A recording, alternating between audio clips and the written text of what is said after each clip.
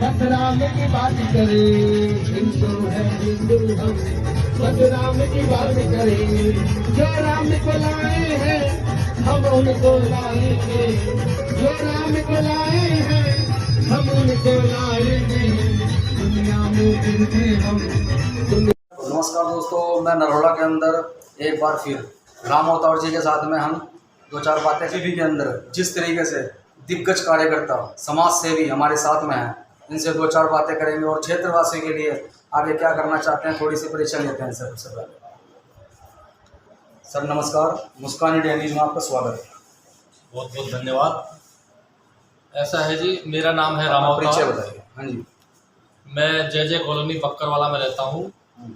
मेरा जो क्षेत्र है 19S रणौला के नाम से जाना जाता है। विधानसभा क्षेत्र हमारा विकासपुरी लगता है जी।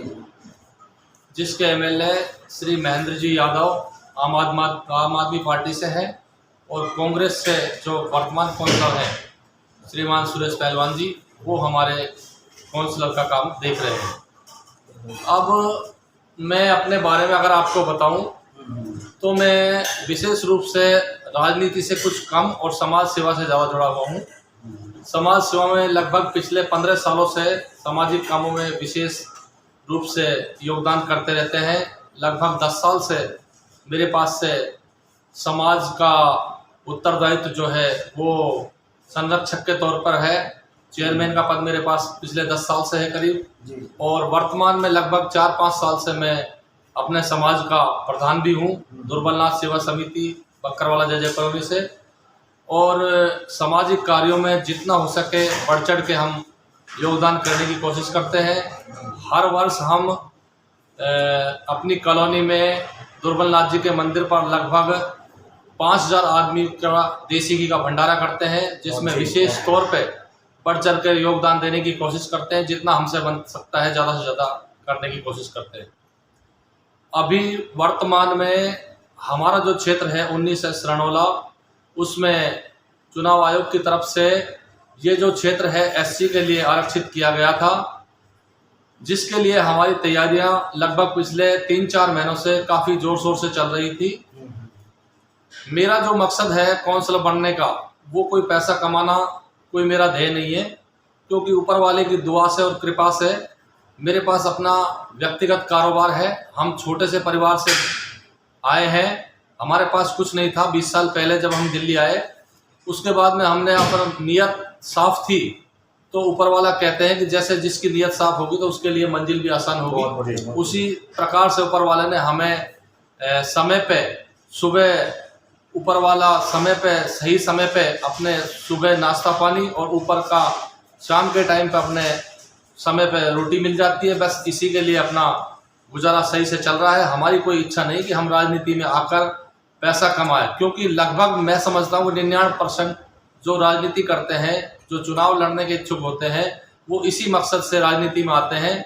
लेकिन मेरा इस तरह का कोई ध्येय नहीं है। मैं चाहता हूँ कि अगर मुझे मौका मिले तो पब्लिक का जो विचार है, पब्लिक ने मुझे खड़ा किया है। पब्लिक बोलती है कि भाई साहब आप एक बार आओ और एक बार हमारी कॉलोनी के लिए, हमारे क्षेत्र के लिए काम करो। तो इस विषय से मैंने विचार किया कि एक बार चांस लेकर देखते हैं। अगर पब्लिक कहती है तो एक बार इस मौके को आजमाते हैं, और अगर हमारा चांस लगता है तो मेरा मकसद ये है कि कॉलोनी में जो वार्ड काउंसलर के जो कार्य आते हैं, जैसे साफ़ सफाई है, नालियों की सफाई है, छोटे रोडों का निर्माण है और पार्कों की व्यवस्था है, चिकित्सा जो है प्राथमिक स्तर की उसकी व्यवस्था है, प्राथमिक शिक्षाओं की व्यवस्था है, उस कार्य में हम जोर शोर से काम करें और अपने क्षेत्र का विकास इस तरह करें कि दिल्ली में अगर कोई ये पूछे कि कौन सा वार्ड सबसे अच्छा चल रहा है, तो वो बिना सोचे ही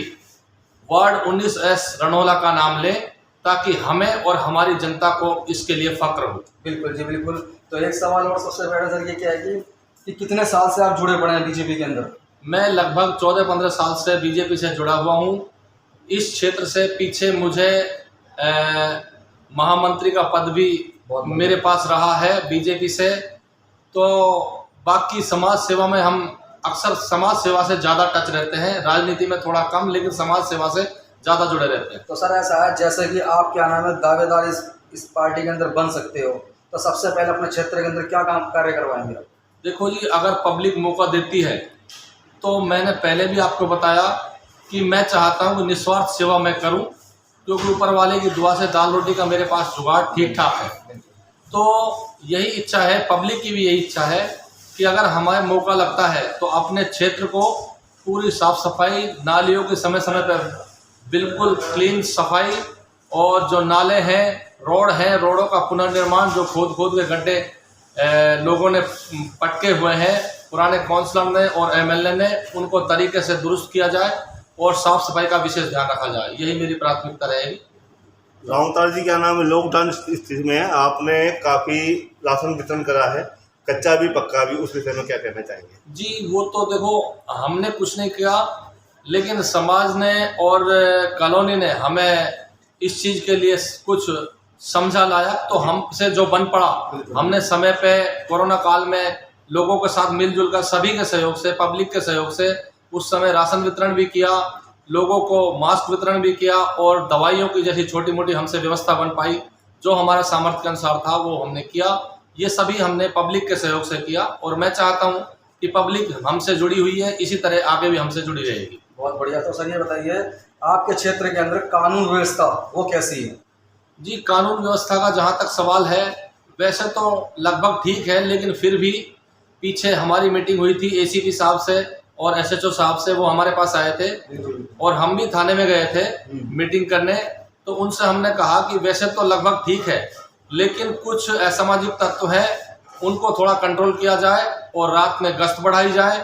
पब्लिक को ऐसा ना लगे कि हम दिल्ली में ना रह के किसी देहात में या किसी बैकवर्ड एरिया में रह रहे हैं। तो पब्लिक चाहती है कि इसमें इस समय जो पुलिस व्यवस्था है, प्रशासन की व्यवस्था है, वो सब सुचारू रूप से और सही तरीके से चले, ताकि पब्लिक को अमन चैन मिल सके। तो सर ये बताइए, जैसे कि युवाओं के लिए क्या कहना चाहते हैं? आज की जो कल्चर हो रखी है, बच्चे क्या नाम है नशे की तरफ जा रहे हैं, जो आजकल के युवा नशे की तरफ जा रहे हैं, उनको युवाओं के लिए क्या कहना चाहते हैं? जी, युवाओं से इस विषय में मेरा यही सुझाव रहेगा कि आजकल के जो बच्चे हैं वो नशे की तरफ ना जा करके सबसे पहले शिक्षा की तरफ ज़्यादा से ज़्यादा ध्यान दें, क्योंकि शिक्षा एक ऐसा हथियार है जिसके आधार पर हम पूरी दुनिया को भी हरा सकते हैं। अगर हम शिक्षित रहेंगे, उच्च शिक्षा हासिल करेंगे, तो हमें कहीं पे भी किसी की आवश्यकता की जरूरत नहीं होगी, हम अपने आप में सक्षम हो जाएंगे। और रहा सवाल मादक पदार्थों का या मादक द्रव्य पदार्थ जो हैं, जैसे शराब वगैरह, इनसे अपने आप को बचाना है। और जैसे अभी फिलहाल में जो केजरीवाल जी एक नीति ला रहे हैं कि जगह जगह लगभग शायद 800 कुछ नए जो ठेके खोले जा रहे हैं, उसमें कुछ महिला ठेके भी वो खोल रहे हैं, जिसको ऑरेंज ठेका का नाम दिया जा रहा है। जगह जगह पे जो ठेके की दुकानें खुल रही हैं, इससे क्या होगा, इससे समाज में विकृति ही पैदा होगी और नशे का जो जाल है वो और ज़्यादा मजबूत होगा। इसलिए मैं युवाओं से कहूँगा कि इस परंपरा से बचें, शराब की लत से दूर रहें, और या तो अपनी शिक्षा पे तरीके से ध्यान दें या फिर अपने रोजगार में जुटे, ताकि अपना भी विकास हो और समाज का भी हित हो। बहुत बढ़िया, बहुत बढ़िया। तो सर ये बताइए, थोड़ी सी एक सवाल और था लास्ट का, कि जैसे कि महिलाओं के लिए क्या कहना चाहते हैं? जो हमारी बहन बेटी है, उनको कदम से कदम आगे बढ़ा के चलना चाहिए और किस तरीके से आगे बढ़ना चाहिए, उनके लिए क्या कहना चाहते हैं? जी, इस विषय में जैसे अभी हमारे जो माननीय प्रधानमंत्री श्री नरेंद्र मोदी जी हैं और हमारे गृह मंत्री श्रीमान अमित शाह जी जो हैं, उनका भी विचार है, जैसे अभी काउंसलर का जो चुनाव होगा तो उनका भविष्य में भावी प्लान ये है कि 50% महिलाओं के लिए और 50% पुरुषों के लिए सीटें आरक्षित की जाएं। इससे क्या होगा कि जब इनकी हिस्सेदारी बनेगी महिलाओं की सरकार में, तो ये भी तरक्की करेंगी और समाज हित में और देश हित में इनका बराबर योगदान रहेगा। और हमारी भी यही इच्छा है कि इस प्रकार से महिलाओं को महत्व दिया जाए, ताकि वो भी आगे बढ़ चढ़ के पुरुषों के साथ कदम से कदम मिला के आगे विकास की राह दे सकें। बहुत बढ़िया, बहुत बढ़िया। हाँ जी, बताइए जी, क्या कहना चाहते थे? मेरा सर कहना यह है कि जैसे अभी आपने देखा होगा, टीवी पे सभी ने देखा होगा, यूक्रेन और रशिया का जो युद्ध चल रहा है, हाँ जी, हाँ जी। उसमें हमारे देश के काफ़ी लोग, लगभग 18,000 प्लस स्टूडेंट बाहर फंसे हुए थे, हमारे देश के नागरिक फंसे हुए थे। तो मोदी जी ने व्यक्तिगत तौर पर फ़ोन करके रशिया के प्रधानमंत्री को और यूक्रेन के प्रधानमंत्री को, इनके जो चीफ थे, उनसे बात करके हमारे देश के नागरिकों के लिए, हमारे देश के स्टूडेंटों के लिए लगभग 8 घंटे के लिए इन्होंने रिक्वेस्ट करके दोनों तरफ से युद्ध विराम करवाया।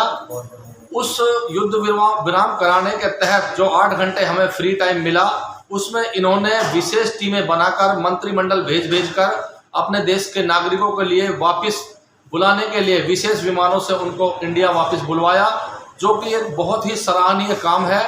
ऐसा प्रधानमंत्री, जो इन्होंने इतना बढ़िया काम किया है, ऐसा प्रधानमंत्री मैं चाहता हूं कि ऊपर वाले की कृपा से भारत माता के लिए हमेशा मिलता रहे, ताकि हमारा देश बुलंदियों को छूता रहे और दुनिया में नाम करता रहे। बहुत बढ़िया जी, बहुत बढ़िया। नवरात्र की शुभकामनाएं के लिए क्या कहना चाहते हैं? आने वाले समय में नवरात्रि स्टार्ट होने वाले हैं, सभी माताओं बहनों के लिए और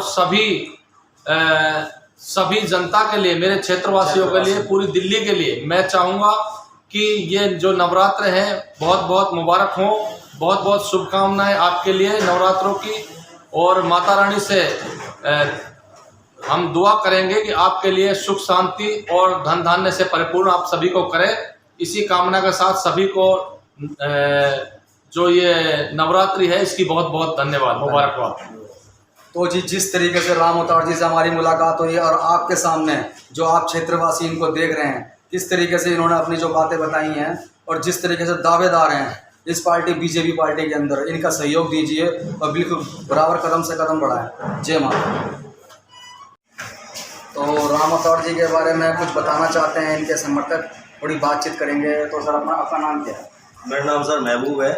हमारे राम अवतार जी बहुत अच्छे नेता हैं और ज़मीन से जुड़े हुए हैं, बहुत जुझारू नेता हैं। तो मतलब इनके बारे में आप क्या कहना चाहते हैं? अगर ये दावेदार बन जाते हैं, जिस तरीके से बीजेपी के अंदर ये पूरी मेहनत से खड़े हुए दावेदार बन जाते हैं, तो आप क्या सहयोग देना चाहते हैं कि कार्य आगे करेंगे या नहीं करेंगे, किस तरह कहना चाहते हैं? कार्य बहुत अच्छा करेंगे, ये बहुत अच्छे नेता है, जुझारू नेता। अच्छा, मतलब समाज सेवी हैं। समाज सेवी हैं और बढ़िया, मतलब अपने क्षेत्रवासियों को दिल से और प्यार से चाहते हैं ये। हाँ जी, दिल से और प्यार से चाहते हैं। बहुत बढ़िया जी, बहुत बढ़िया। सर आप कुछ थोड़ा बहुत बताइए। मेरा नाम क्या नाम हुआ सर आपका? मंगल सेन। अच्छा।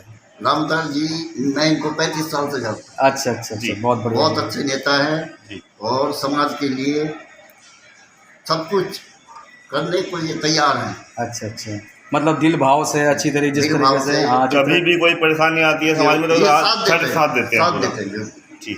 बहुत, मैं इनको 35 साल से जानता हूँ। 35 साल से आप जानते हो। बहुत मैं इनका रिश्तेदार भी हूँ। अच्छा, राजस्थान से आप भी बिलोंग करते हैं? मैं हरियाणा से। अच्छा, हरियाणा से, बहुत बढ़िया। बॉर्डर पड़ता है वहीं।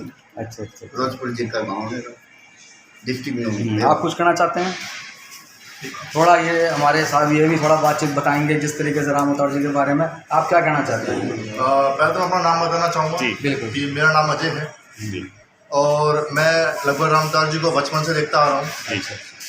वो हर कार्य करने में आगे रहते हैं और जो उनसे बन पाता है जिस समाज सेवा में, फिलहाल वो जो भी छोटे मोटे कार्य हो जाते हैं, जैसे किसी के घर में कोई विवाद हो गया, कोई लड़ाई हो गई, अच्छा, जैसे कोई मीटिंग बैठती है, तो उनमें वो जाते हैं।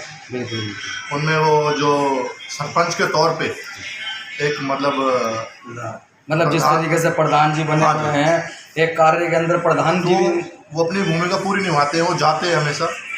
अब हालांकि फैसला कुछ भी हो, आदमी अच्छा ही करना चाहता है और वो अपनी तरह से पूरी सेवा करते हैं लोगों की। तो सर लॉकडाउन में भी उन्होंने राशन पानी बंटवाया, लोगों को काफ़ी मदद करी। जैसे कई लोगों के पास हॉस्पिटल जाने के लिए वैन वगैरह नहीं थी, तो उन्होंने उपलब्ध करवाई। अपने ओर से जितनी हो सकती उन्होंने की सेवा करने की कोशिश करी। और मुझे तो नहीं लगता कि हमारे क्षेत्र में इनसे अच्छा नेता कोई हो सकता है। मेरी नज़रों में ये सबसे अव्वल है उस जगह में।